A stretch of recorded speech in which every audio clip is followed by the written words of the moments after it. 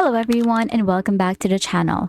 Today I tried a GLPro Blood Sugar Support supplement, one that claims to balance insulin, control sugar spikes, and support metabolism.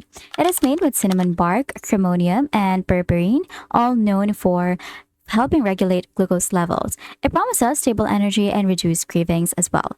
I took it twice daily before meals. Within the first week, I did feel less sugar crash and fewer cravings. But there's no data or clinical backing from the company, no lab tests, no glucose metrics, no real numbers. It's more of a trust us product. Still, for general support, it seemed fine.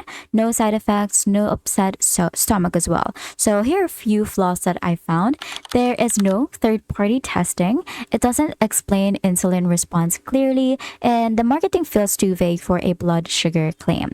It is okay for casual wellness, not for medical level sugar control. So if you're diabetic or insulin sensitive, this isn't a substitute for real monitoring.